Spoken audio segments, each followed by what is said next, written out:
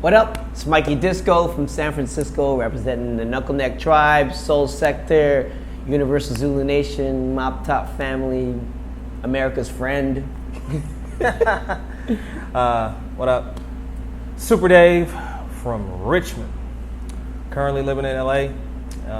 Housing Authority. That's what it is. So, I'm bringing you together today to give a little of your own personal history and how it ties into the hip hop and street dance history from the Bay Area. You know, you two guys represent, for me at least, hip hop from the Bay. You know, and and I'd like to get info from the horse's mouth, not regurgitated fourth-hand info from off of YouTube. Right, got it. All right, so how do we begin this thing? All right. What's your first, what is your first memory of yourself in hip hop?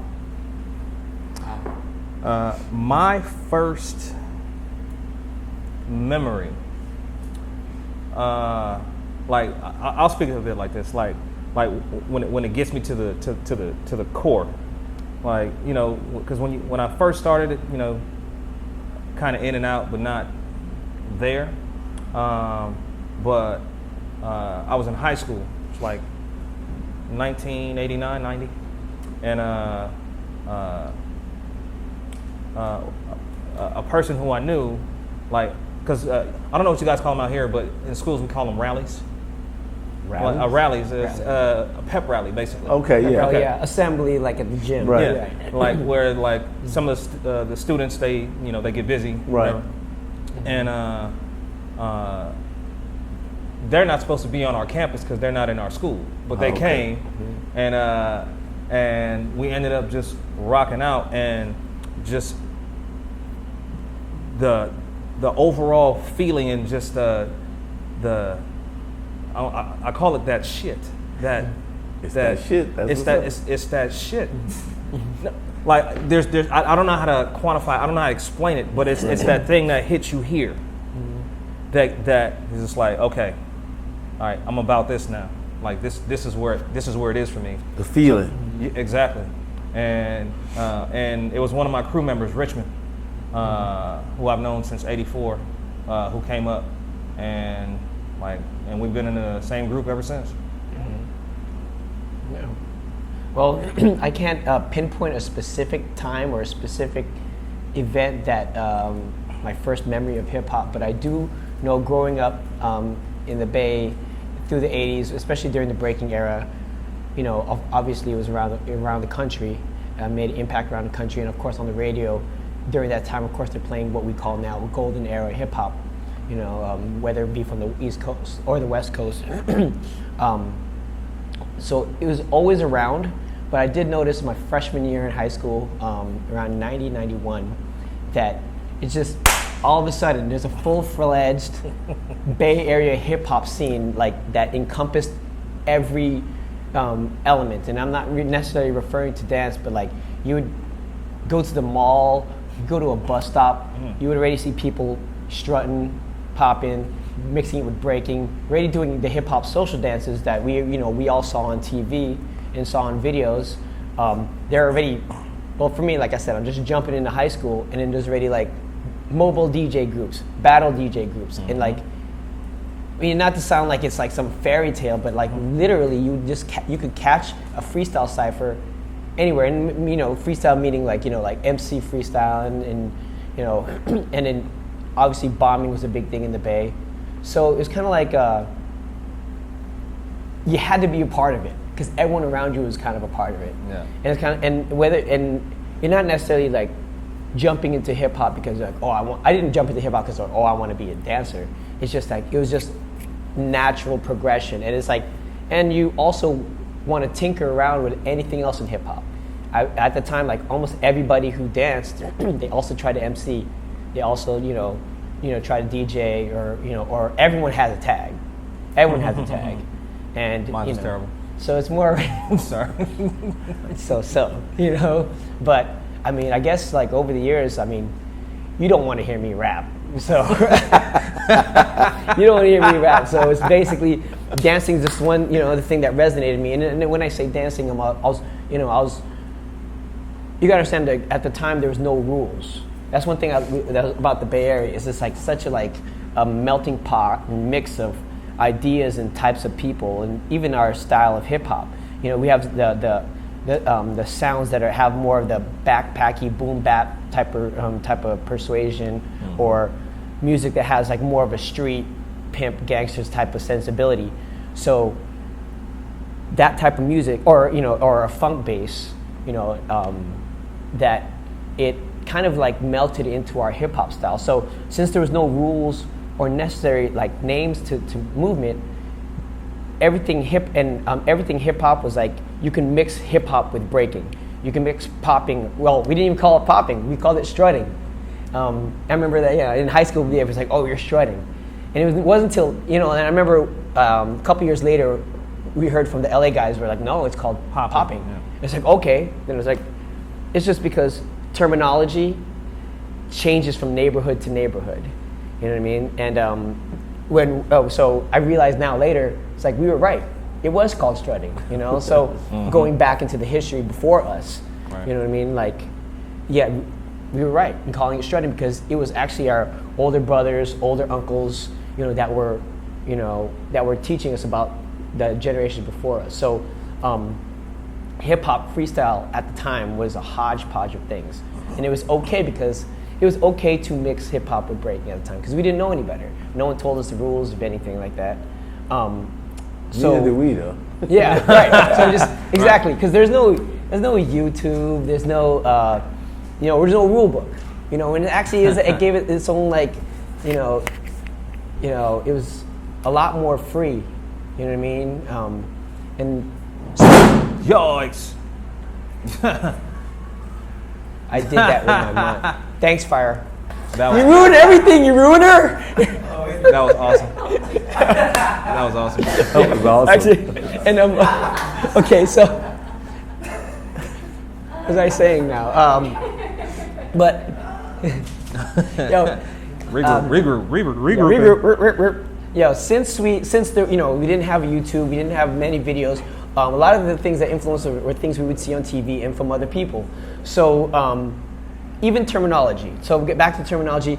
Anything that was in a cipher that was freestyled for dancing, we called it housing. You know, it was just a kind of a slang word that, you know, we use. I mean, his group was called Housing Authority. Housing Authority. You know what I mean? So yeah. It's no relation to house music. I'm sorry. It's just, you know. Because part of the reason is because the song "Girl, I'll House You," like we knew of house music, but we didn't know that would pertain specifically to house music. Mm-hmm. So we thought it was like, you know, like, we're gonna roast you. Right. Yeah, we're gonna serve you, house you. Right. I'm owning you. I'm housing you. So is that part of the reason for the terminology? Yeah. The Jungle Brothers song. Okay. It's also part of a reason why a lot of the movements that I remember from what we were doing, on the San Francisco side, we would do this a lot. Boom, boom. Yeah. Like, I'm housing you. Like, I'm owning you. You know what I mean? So a lot of my moves, sometimes I'll come up and always clap up to the top. It's just I'm saying houser. I'm a houser. So that's just right. The funniest thing is in '89, the house dancers used to walk around with that symbol, like, we're house. Really? Yeah. Yes, when I met, God bless her, Marge, Khalif, Link, we were doing a music video for Diana Ross, and, you know, we were the hip hop guys, and they were the house dancers, and they all were making this symbol. Right. You know, so it's funny that, you know, said that. It you know, it's the same energy. It just goes to show, different codes. like, we're all listening to the same vibration, same type of music, and no matter, without the communication of having YouTube or names, it's like we're just like kind of connected. But of course, if you know, in any country, region, or whatever, Like, for instance, if you go to the South, we are all speaking English, but we all have our own accents.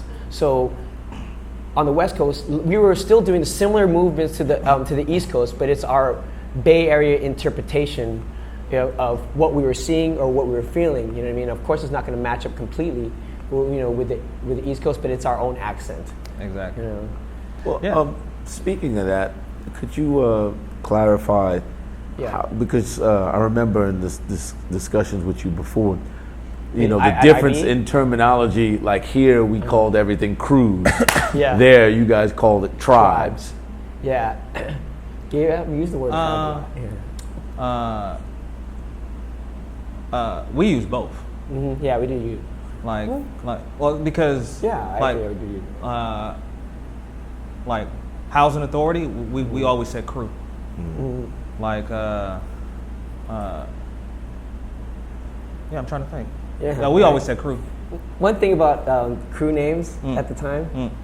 A funny thing about Bay Area is like, they just like a bunch of wacky dudes. You know what I mean? Like, so the one thing that kind of got popular was the wacky names of crews.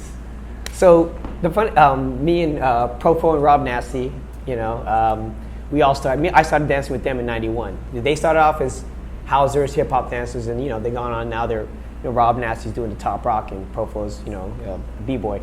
But we actually made a list of crews that we can remember between '90 and '94. Wow! And it came up. We ended up with like between 70, 80 names of crews.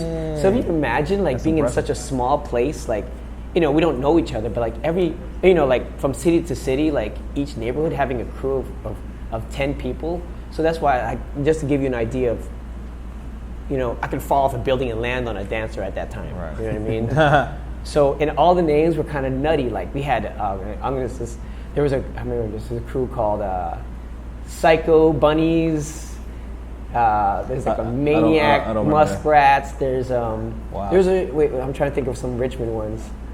What else do we have? I can't even think of any. Boobala Tribe. Remember Boobala Tribe? I do remember that. Boobala Tribe. Oh man, I'm gonna leave out so many people, but it's just to give you an idea of the silly names. And Invisible scratch pickles. Invisible scratch pickles. So here, since you're bringing up the invisible scratch pickles is Qbert. Originally, Qbert, Mixmaster Mike and DJ Apollo. They've grown. They have Shortcut now, D Styles, and they've gone through other members. But originally they were called FM20. Yep. And eventually became the Rocksteady DJs. When they were FM20, their dancers was my crew. The Knuckleneck Tribe. And that Knuckleneck Tribe, it's just, there's no meaning to it. It's kind of like, it was like a joke, a cap. From what G-Boogs and, I've heard from G-Boogs and P. Could, it was just more like something you're bagging on someone, you knuckleneck. It's like, it made no sense.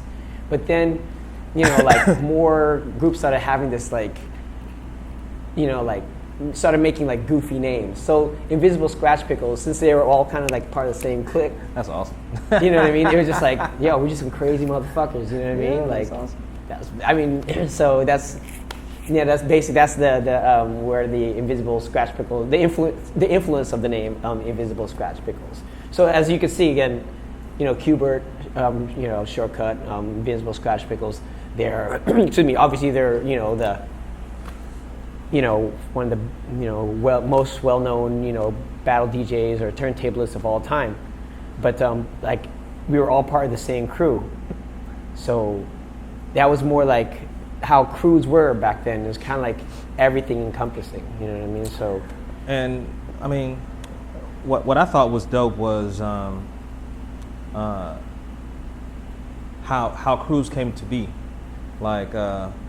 specifically ours. It was true neighborhood folks, like same city, different sections, but yet we came together because we had that common bond. And on top of that, we respected how each one danced, but we made sure to make it a point that we never danced the same. Exactly. So we can do what each one does, but our natural ability, we made sure that we pushed our own envelope to be an individual as opposed to Absolutely. A group Right. Right. So, I remember you guys were the first ones. I remember you guys doing routines, and you were like, "How can they do routines?" We like everyone I danced with, we danced so different. I couldn't even get together and do routines. Like, 'cause it was really a freestyle, Yeah, our thing was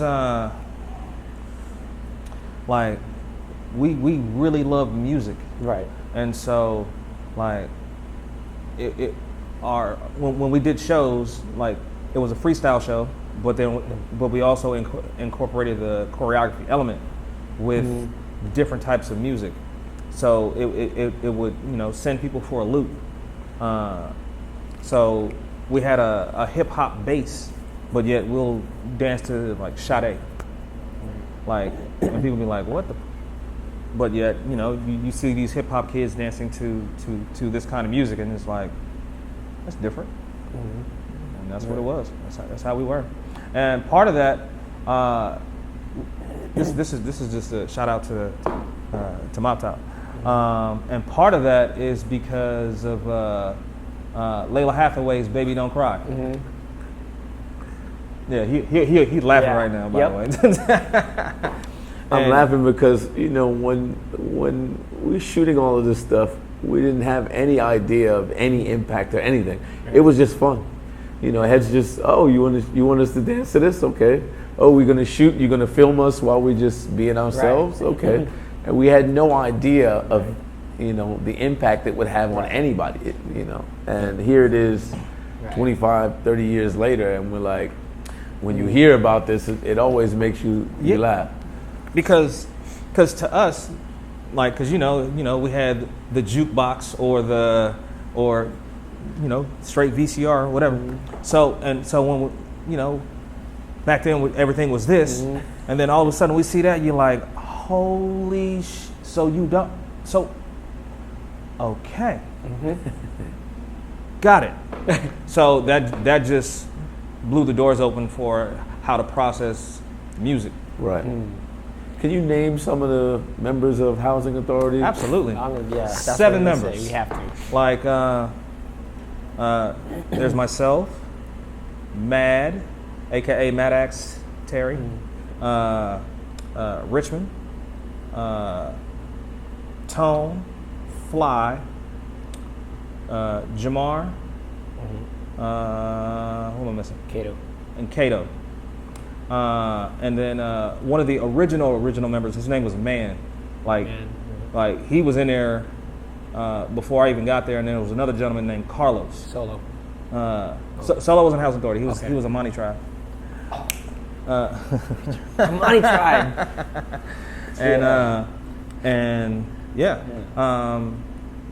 That is the core. Like they've added some additional members. Whom I actually don't know them all that well, but like respect to the family. Yeah, that's it. I was thinking about the how you guys got your name. You remember that story? Please tell me you know that story. No, elaborate. Because here's the thing. Well, before, like the crew was already formed when I joined. Okay. As a matter of fact, they asked me to join, and I told them no. Originally, I was just like, nah. I like being an individual. I do my own shit. Like, which is weird because I still kind of have that mentality, even though have my. Right. But yeah, so no, I don't remember the story. Oh well, this is what I got. I don't know. You might want to correct me, but this is the story I heard was from Ron Wooden. Okay. And then and Rodney actually I heard came up with the Housing Authority because. I would think it was their mom. Someone's mom worked at the Housing Authority. Worked for the Housing Authority of Richmond. I don't know. Yeah, so I shall investigate. Yeah, you shall investigate. But if I know more about his crew name than he does, that's gonna. When we cut, I'm gonna send a message and be like, yo, Rich. Right. Yeah. Yeah, I just wanted to know just for my personal. No, I'm curious myself. I don't remember. So I got one more question. Because sorry. Let's start. Because one of the reasons why it was is because we were just like some little Bay Area ghetto kids, and Housing Authority is the Housing Authority. So that's just that was the connection. Yeah. Now, if somebody's mom was working there, that would make more sense. Yeah. But I get it. Right. So I'm sorry. my next question is, what are your thoughts on this generation's take of hip hop, and specifically turfing? Wow. No, well, I feel like I don't want to necessarily speak for them, but Right. because, when I kind of look at them the same way, I kind of put myself in their shoes, because I was in the same boat.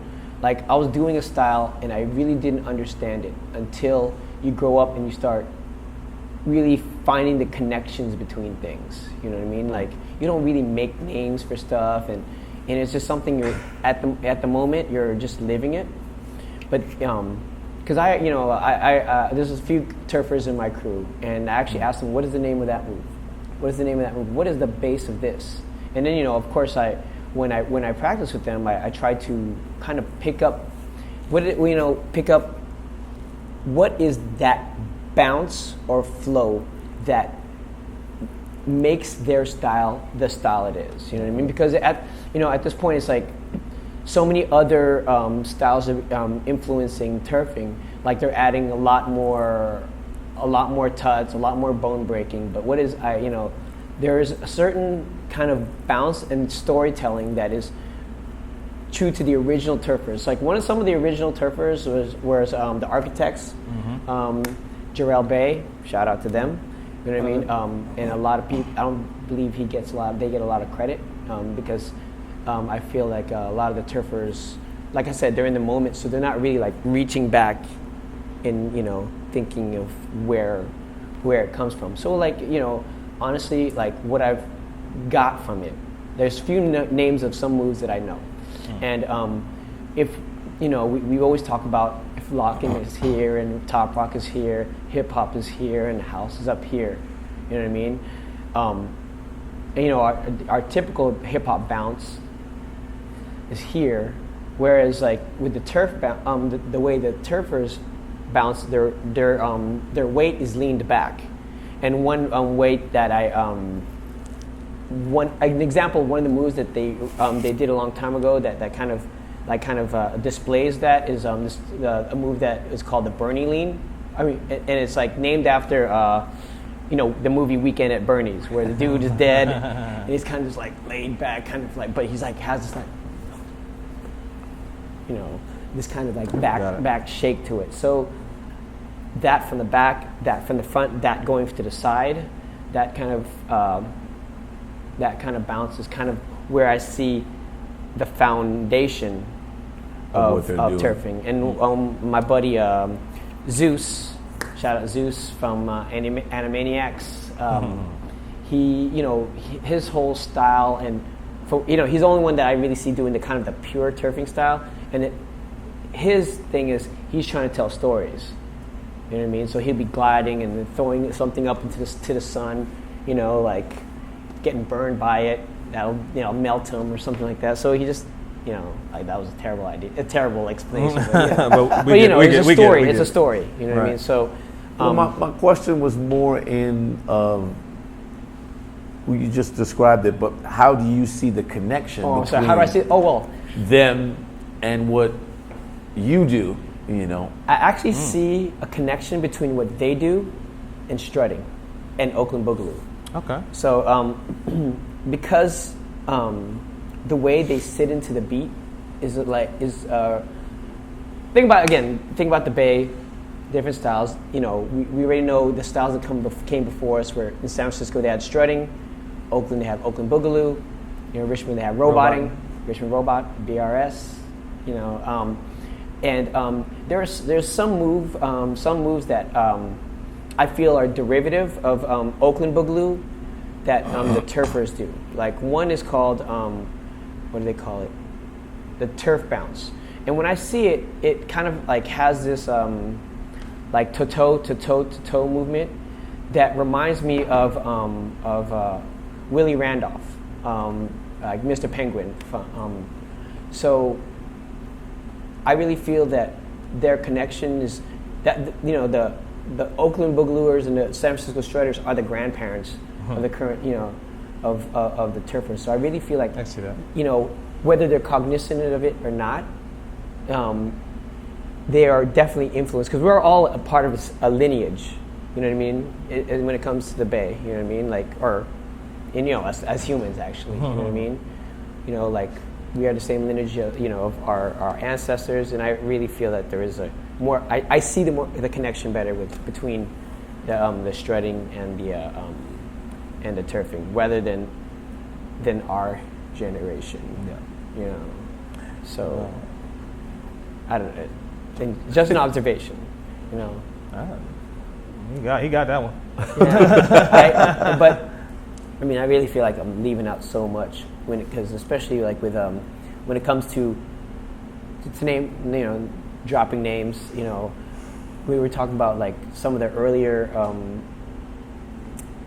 influences. As I said, one of the things that kind of set it off for me, and like really feeling like having an idea like, whoa, this is stuff coming out of the Bay, was Sway and King Tech. Shout out Right? to Sway. Shout out Sway and King Tech. Tech. Sway and King Tech. Everyone knows Sway. He has all the answers. So they were a rap duo. King Tech was a battle DJ. So they were making hip hop songs, and in their videos, they had, you can watch Follow For Now. Watch that video because you will see what I do in my class. What they're doing in ciphers, it's duos in the cipher. Yeah. You can see stuff that seems like it's more East Coast influenced, but again, it's our interpretation. You can see Pat and Oscar. Pat and Oscar. Wow. And Kenobi. Shout out to Obi-Wan Kenobi. Shout out Kenobi. Nobel, what's going on? They were the ACP dancers. Yeah, it's one of some of the mentors of like before us.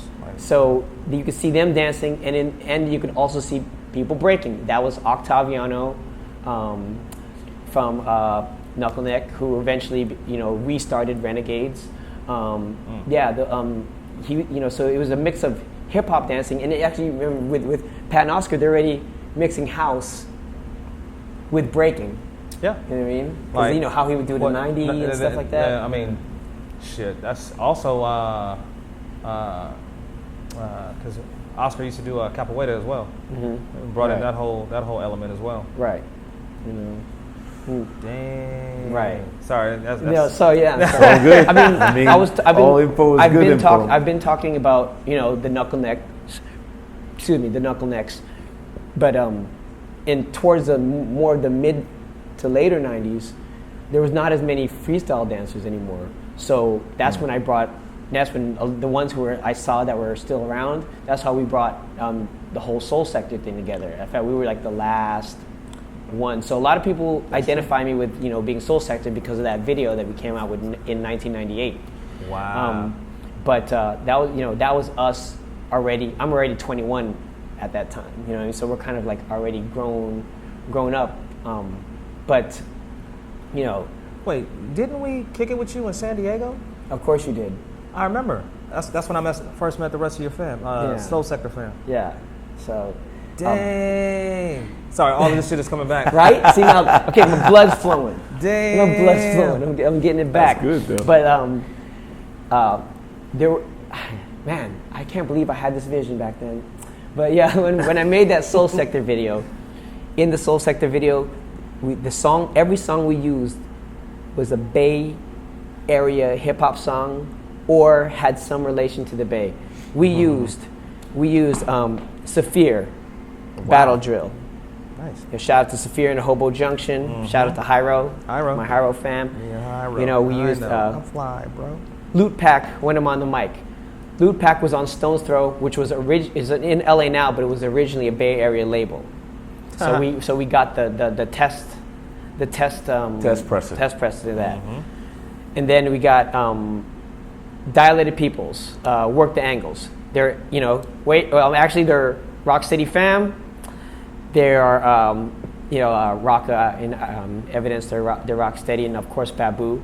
But they were on a label called ABB, Always Bigger and Better, which was Benny B, and that was the Bay Area label. And I'm sorry, I'm like really, ABV. it's all coming back. It's weird because you get like this influx of information, and you're like, and you don't. Yeah. I mean, and I'm trying to remember things I talk about in class. Yeah, right. And back to where, how I was saying, like mixing breaking with hip hop.